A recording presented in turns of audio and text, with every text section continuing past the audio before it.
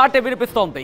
ఎందుకు ఈ మాటలు అంటున్నానంటే కనుక ఓవైపు శాంతి చర్చలు, మరోవైపు యుద్ధ విన్యాసాలు. ప్రస్తుతం ఇది ఇరాన్ ఇజ్రాయెల్కి మధ్య యుద్ధం తప్పదు అనే మాట వినిపిస్తోంది. దోహాలో కొలిక్కి రాలేదు శాంతి చర్చలు. అవును, మీరు విన్నది నేను అన్నది నిజం. దానికి సంబంధించి బ్రేకింగ్ న్యూస్ చూస్తున్నారు. ఒకసారి from the beginning breaking news చూసే ప్రయత్నం చేద్దాం. ఒకసారి ఫ్రమ్ ద బిగినింగ్ వెళ్ళే ప్రయత్నం చేద్దాం బ్రేకింగ్ న్యూస్కి సంబంధించి. ఎందుకంటే ఓవైపు శాంతి చర్చలు, మరోవైపు యుద్ధ విన్యాసాలు. ఇరాన్ ఇజ్రాయెల్ మధ్య యుద్ధం తప్పదా అంటే అవుననే మాట వినిపిస్తుంది. అటువంటి సంకేతాలే కనిపిస్తున్నాయి. దోహాలో జరిగిన శాంతి చర్చలు కొలిక్కి రాలేదు, ఆయుధాలు వీడేదే లేదంటోంది హమాస్. అవును, బందీల విడుదలపై కూడా ఇంకా సందిగ్ధం వీడలేదు. దీంతో పాటు మరోవైపు యుద్ధానికే మొగ్గు చూపుతోంది ఇరాన్. దానికి సంబంధించి ఒకసారి విజువల్స్ మీరు చూస్తున్నారు. ఒక్కసారి ఇజ్రాయెల్కి సంబంధించి ఎలా ప్రిపేర్ అవుతుందో మీరు చూడొచ్చు. యుద్ధ ట్యాంకులకు సంబంధించి విజువల్స్ మీరు చూస్తున్నారు. యుద్ధ ట్యాంకులు, అవును, యుద్ధ ట్యాంకులకు సంబంధించి ఆ ప్రిపరేషన్స్ మీరు చూసి అర్థమవుతుంది. ఒక్కసారి మీరు చూడొచ్చు ఏ స్థాయిలో ప్రిపరేషన్స్ జరుగుతున్నాయనేది. ఇదే అంశానికి సంబంధించి ఇజ్రాయెల్ రంగం సిద్ధం చేసుకుంటోంది. ఇప్పటికే అమెరికా, అలాగే ఖతర్, దాంతోపాటు ఈజిప్ట్, మూడు కూడా శాంతి చర్చలు జరిపిన ఎక్కడ కొలిక్కి రాని పరిస్థితి. ముఖ్యంగా ప్రతి యుద్ధ నౌకలు కావచ్చు, యుద్ధ ట్యాంకులు కావచ్చు, చదువు మీరు చూడొచ్చు. చదువు ఒక్కసారి మీరు చూడొచ్చు ఏ స్థాయిలో వెళ్తున్నాయనేది. ఇదంతా ఇజ్రాయెల్కి సంబంధించి మీరు చూస్తే కనుక కొన్ని వేల సంఖ్యలో యుద్ధ ట్యాంకులు వెళుతున్న పరిస్థితి మనం చూస్తున్నాం. దీంతో పాటు ఒక్కసారి విజువల్స్లో మీరు చూస్తే కనుక ఇజ్రాయెల్ ఎలా సిద్ధమవుతుందో మీరు ఒక్కసారి ఊహించవచ్చు. ఒక్కసారి ఫుల్ ఫ్రేమ్లో విజువల్స్ని చూపించే ప్రయత్నం చేస్తున్నాను మీకు. విజువల్స్ మీరు చూస్తే కనుక ఇవన్నీ కూడా ఏదో నార్మల్ బోగీలు కాదు, నార్మల్గా తీసుకెళ్తున్న మెటీరియల్ కాదు, ఇదంతా కూడా. అవును, అదిగో మీరు చూస్తున్నారు పూర్తిగా యుద్ధ ట్యాంకులకు సంబంధించి. ఎందుకంటే హనియే హత్యకు సంబంధించి ప్రతీకారం తప్పదు అంటూ కూడా హెచ్చరికలు వస్తున్న పరిస్థితి. యుద్ధానికే మొగ్గు చూపుతోంది ఇరాన్ అనే మాట వినిపిస్తోంది. రిమోట్ సెన్సింగ్ శాటిలైట్ టెక్నాలజీ కోసం చైనా సాయం కోరుతున్నట్టుగా తెలుస్తోంది ఇరాన్. ఈ నేపథ్యంలోని చైనీస్ శాటిలైట్ కంపెనీలతో చర్చలు జరుపుతున్నారంటుంది అమెరికా. విజువల్స్ మీరు చూస్తున్నారు. పూర్తిగా ఇరాన్కి సంబంధించి కావచ్చు, ఇజ్రాయెల్కి సంబంధించి యుద్ధ మేఘాలు కమ్ముకుంటున్న తరుణంలో ఇజ్రాయెల్ సైన్యం సిద్ధమవుతోంది. ఇజ్రాయెల్ సైన్యం మాక్ డ్రిల్ నిర్వహిస్తున్న విజువల్స్ మీరు చూస్తున్నారు. సైనిక కవాతు నిర్వహిస్తోంది. దాంతోపాటు మీరు చూస్తే కనుక చాపర్స్ కావచ్చు, యుద్ధ విమానాలు కావచ్చు, యుద్ధ ట్యాంకులు కావచ్చు, ఆ ప్రిపరేషన్కి సంబంధించి విజువల్స్ మీరు చూస్తున్నారు ఆర్టీవీ స్క్రీన్ మీద. ఎక్స్క్లూజివ్గా ఇప్పటికే ఇరాన్ చేతిలో ఇజ్రాయెల్ వెదర్ డేటా ఉంది అనే మాట వినిపిస్తోంది. మీరు చూస్తే కనుక అదిగోండి. ఇన్ఫ్యాక్ట్ ఇవన్నీ కూడా ఎయిర్కి సంబంధించి ఇన్ఫ్యాక్ట్ యుద్ధ విమానాలనే చెప్పుకోవాలి. ఇన్ఫ్యాక్ట్ ఇక్కడ మీరు చూస్తే కనుక ఇక్కడ మీరు చూస్తే కనుక ఇక్కడ గాల్లోనే ఫ్యూయల్ నింపుకునే వ్యవస్థ. ఇదిగో ఒక్కసారి విజువల్ మీరు చూస్తే కనుక ఆ ఫ్యూయల్కి సంబంధించి ఇదిగోండి ఈ యుద్ధ విమానానికి సంబంధించి ఇన్ఫ్యాక్ట్ యుద్ధ విమానాలకు సంబంధించి ఫ్యూయల్ని నింపుతున్న పరిస్థితి. గాల్లో ఉండగానే వాటిని ఫైటర్ జెట్స్కి సంబంధించి వాటికి ఫ్యూలింగ్ చేస్తున్న విజువల్స్ మీరు చూస్తున్నారు. ఒక విమానం వెళ్తోంది, ఇంకో విమానానికి సంబంధించి గాల్లో ఉండగానే ఫైటర్ జెట్స్లో ఫ్యూయల్ నింపుతున్న పరిస్థితి మీరు చూడొచ్చు. అంటే ఎటువంటి టెక్నాలజీస్కి సంబంధించి ప్రిపేర్ అవుతోంది, ఏ విధంగా సంసిద్ధం అవుతుందని మీరు చూడొచ్చు. ఫైటర్ జెట్స్ని సిద్ధం చేసుకున్నాయి. F-16, F-15తో పాటు మరికొన్ని యుద్ధ విమానాలకు సంబంధించి ప్రిపేర్ చేస్తుంది. జెట్స్ని సిద్ధం చేసుకుంటోంది. మాక్ డ్రిల్స్ నిర్వహిస్తున్న పరిస్థితి. ఇప్పటికే సైనిక విన్యాసాలు చేస్తోంది ఇజ్రాయెల్. దాంతోపాటు ఇరాన్ కూడా తన దగ్గర ఉన్న డేటాని ఒక్కసారి విజువల్స్ మీరు చూస్తే కనుక భయం కొలుపుతున్న విజువల్స్ అని చెప్పుకోవాలి. ఆ విజువల్స్ని చూస్తూ ఉంటేనే, ఎందుకంటే యుద్ధ సంసిద్ధతను వ్యక్తం చేస్తున్నట్టుగానే భావించవచ్చు. పూర్తిగా తన దగ్గర ఉన్న శక్తి సామర్థ్యాలను పరీక్షించుకుంటుంది ఇజ్రాయెల్. ఇరాన్కి సంబంధించి ఇప్పటికే ఇజ్రాయెల్ వెదర్ డేటా, అవును ఇజ్రాయెల్ వెదర్ డేటాని తన దగ్గర ఇప్పటికే ఏర్పాటు చేసుకుంటోంది. వెదర్ డేటాను ఇరాన్కు లీక్ చేశారంటూ టర్కీపై ఆరోపణలు వినిపిస్తున్నాయి. టర్కీకి సంబంధించి మనం చూసుకుంటే కొద్ది రోజుల క్రితం ఇదే అంశానికి సంబంధించి డైలాగ్స్ ఇచ్చింది. దీనికి ఇజ్రాయెల్ కూడా అదే రీతిలో సమాధానం చెప్పిన పరిస్థితి. ఈ నేపథ్యంలోనే ఈ విజువల్స్ కాస్త మిమ్మల్ని డిస్టర్బింగ్ విజువల్స్ కింద చెప్పుకోవచ్చు. వీటిని ఈ కథను మిమ్మల్ని కాస్త కలవరపరచవచ్చు. అయితే మిమ్మల్ని కలవరపరచడం మార్టీ ఉద్దేశం కాదు, కానీ బయట ప్రపంచంలో ఏం జరుగుతోంది, ఆ పరిణామాలు ప్రపంచవ్యాప్తంగా ఎలా ఉండబోతున్నాయి, మిమ్మల్ని అప్రమత్తం చేయడం, మీకు అవగాహన కల్పించడంలో భాగంగా కథను చూపించడం జరుగుతుంది తప్ప మిమ్మల్ని కలవరపరి చేసే ఉద్దేశం ఆర్టీవీకి ఉండదు. కానీ ఎటువంటి కథనాలు చూసినప్పుడు కాస్త కలవరపడి గురే అవకాశం ఉంటుంది. కాబట్టి దీనికి సంబంధించి తగిన జాగ్రత్తలు తీసుకోవచ్చు ఆర్టీవీ సూచించడం జరుగుతుంది. విజువల్స్ మీరు చూస్తున్నారు. సైనిక కవాతుకు సంబంధించి ఒకరు కాదు, ఇద్దరు కాదు, తన దగ్గర ఉన్న సైన్యానికి సంబంధించి పూర్తిగా సంసిద్ధత వ్యక్తం చేస్తోంది.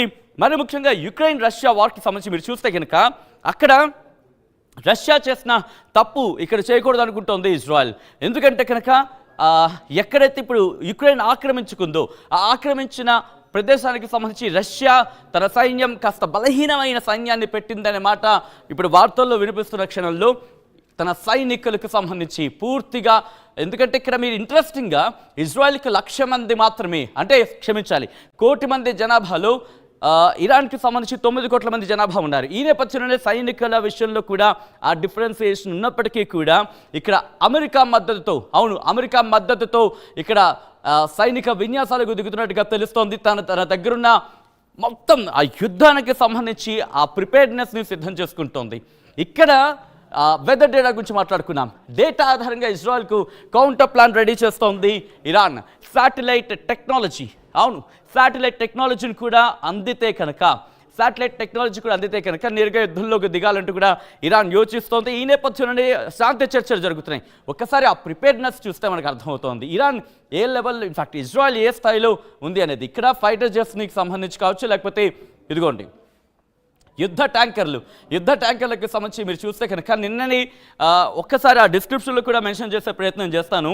నిన్ననే మనం మాట్లాడుకున్నాం ఎవరి దగ్గర ఉన్న బలాలేంటి, ఎవరి దగ్గర బలహీనత, ఎవరి దగ్గర ఎటువంటి బలం ఉంది, ఎటువంటి బలహీనతలు ఉన్నాయి, ఎవరి దగ్గర ఎటువంటి టెక్నాలజీస్ ఉన్నాయి, ఇవన్నీ కూడా నిన్ననే మనం డిస్కషన్ చేసుకున్నాం. ఈ నేపథ్యంలోనే ఇజ్రాయెల్కి సంబంధించి ఆర్టీవీ మీకు ముందు నుంచి చెప్తూ వస్తోంది ఏం జరుగుతోంది అనేది. నిన్న కాక మొన్న 2 రోజుల క్రితం అర్ధరాత్రి దాడి జరిగే అవకాశం ముందే చర్చ జరిగిన నేపథ్యంలో మీరు కనుక గమనిస్తే హమాస్ అక్కడ టార్గెట్ చేసిన పరిస్థితి, హమాస్ యుద్ధానికి దారి తీసిన పరిస్థితి, హమాస్ అక్కడ ఇజ్రాయెల్ మీద దాడి చేసిన పరిస్థితి, ఆ తర్వాత శాంతి చర్చలకు సంబంధించి దోహాలో జరుగుతున్న పరిస్థితి మనం చూసాం. కానీ దోహాలో జరుగుతున్న చర్చలు కొలిక్కి రాలేదు. దాంతో కైరోలో చర్చలు జరగబోతున్నట్టుగా తెలుస్తోంది ఈజిప్ట్కి సంబంధించి. ఇన్ఫాక్ట్ దోహాలో చర్చలకు సంబంధించి అమెరికా, ఈజిప్ట్, అలాగే ఖతర్, ఈ 3 కూడా అక్కడ భాగస్వామ్యంగా శాంతి చర్చలు జరిపే ప్రయత్నం చేశాయి. అమెరికాకు సంబంధించి కొన్ని డిస్కషన్స్ ముందు తీసుకొచ్చింది, ఈజిప్ట్ కూడా కొన్ని అంశాలను వెలుగులోకి తీసుకొచ్చింది. హమాస్కి సంబంధించి ముఖ్యంగా బందీల విడుదల కావచ్చు, దీంతో పాటు ఆయుధాల విషయంలో కావచ్చు, కానీ ఎక్కడ కూడా హమాస్ ససేమిరా అంటోంది. ఈ నేపథ్యంలోనే మరోసారి శాంతి చర్చలు కైరోలో జరిగే అవకాశం ఉంది అనే వార్తలు కూడా ఇప్పుడు గుప్పమంటున్నాయి. ఈ నేపథ్యంలో కైరో వరకు వెళ్ళేంత వరకు ఉంటుందా అంటే ఈ ప్రిపేర్నెస్ చూస్తూ ఉంటే కనుక, ఈ యుద్ధ విన్యాసాలు చూస్తూ ఉంటే కనుక కైరోలో శాంతి చర్చలకు వెళ్లేంత వరకు కూడా ఇరాన్ ఆగకపోవచ్చు అనే మాట వినిపిస్తోంది. అమెరికా మీద నమ్మకంతో ఉంది ఇజ్రాయెల్. అమెరికా ప్రెజర్ చేస్తుంది, అమెరికా ఒత్తిడి తీసుకొస్తుంది హమాస్ మీద. ఈ నేపథ్యంలో హమాస్ కాస్త ఒప్పుకునే అవకాశం ఉంటుంది. శాంతి చర్చల్లోకి దాదాపుగా పాజిటివ్గా రెస్పాండ్ అయ్యే అవకాశం ఉంటుందంటే అంటూ కూడా ఇజ్రాయెల్ ధీమాను వ్యక్తం చేస్తున్నట్టుగా తెలుస్తోంది. ఇదే నేపథ్యంలో ఇరాన్కి సంబంధించి ఇరాన్ సైలెంట్గా తన పని తాను చేసుకెళ్ళిపోతుందనే మాటలు కూడా వినిపిస్తున్నాయి. ఒక్కసారి ఆ విజువల్స్ మీరు చూస్తున్నారు. ఇది ఇజ్రాయెల్కి సంబంధించి ప్రిపేర్డ్నెస్ అంటే ఇలా ఉందంటే కనుక ఇజ్రాయెల్కి ఎటువంటి ఇన్ఫర్మేషన్ వచ్చి ఉంటుంది అనేది మనం అర్థం చేసుకోవచ్చు. ఎందుకంటే లెబనాన్కి సంబంధించి హెజ్బుల్లా ఇప్పటికే తన వ్యతిరేకతను కావచ్చు, లేకపోతే దాడులను కావచ్చు చేస్తున్న పరిస్థితి చూస్తున్నాం మనం. At the same time Houthi rebels Yemen నుంచి. సో ఈ నేపథ్యంలోనే ఇప్పుడు ఇజ్రాయెల్ హమాస్తో దాడులు ప్రతిదాడులు జరుగుతున్నాయి, శాంతి చర్చలు జరుగుతున్నాయి. కానీ బెడుసు కొట్టే అవకాశం ఉందని చెప్పి ఇజ్రాయెల్ అంచనాలు ఉన్న పరిస్థితి. ఈ నేపథ్యంలోనే ఒకసారి ఆ ప్రిపేర్నెస్ మీరు చూస్తున్నారు. అంతే తన యుద్ధ ట్యాంకర్, తన టెక్నాలజీ కావచ్చు, ముఖ్యంగా ఐరన్ డోమ్ గురించి మాట్లాడుకోవాలి. ఎందుకంటే ఇంతవరకు ఇజ్రాయెల్కి సంబంధించి కీలకంగా మారింది ఐరన్ డోమ్ వ్యవస్థ.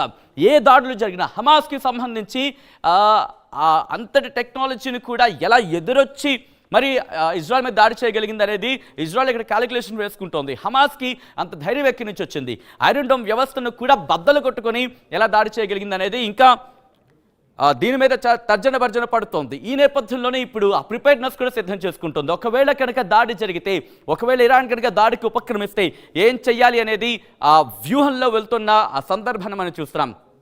ఇక్కడ ఇంట్రెస్టింగ్గా ఇరాన్కి సంబంధించి దాడుల విషయంలో డైరెక్ట్గా దాడికి దిగపోవచ్చు అనే మాట కూడా ఇక్కడ వినిపిస్తోంది. ఇంట్రెస్టింగ్గా ఎందుకంటే అన్నానంటే ఇక్కడ సైబర్ అటాక్కి దిగొచ్చు అనే మాట వినిపిస్తోంది. అయితే దిగితే కేవలం ఇరాన్ మాత్రమే దిగుతుందా?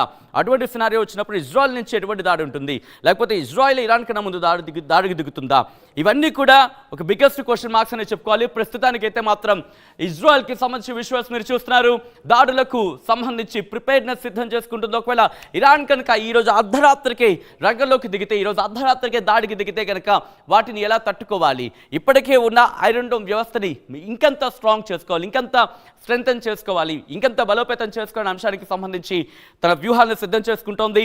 ఐరన్ డోమ్తో పాటు తనకున్న యుద్ధ నౌకలు కావచ్చు, దాంతోపాటు ఫైటర్ జెట్స్ కావచ్చు, ఎయిర్ డిఫెన్స్కి సంబంధించి అలాగే దాంతోపాటు గగనతలం, ఇటు భూతలం, దాంతోపాటు సముద్రానికి సంబంధించి ఈ 3 చోట్ల కూడా భద్రతను ఏ విధంగా కట్టుదిట్టం చేసుకోవాలి. ఇంట్రెస్టింగ్గా ఇక్కడ అమెరికాకు సంబంధించి అబ్రహీం లింకన్ కూడా రంగంలోకి దిగబోతున్నట్టుగా తెలుస్తోంది.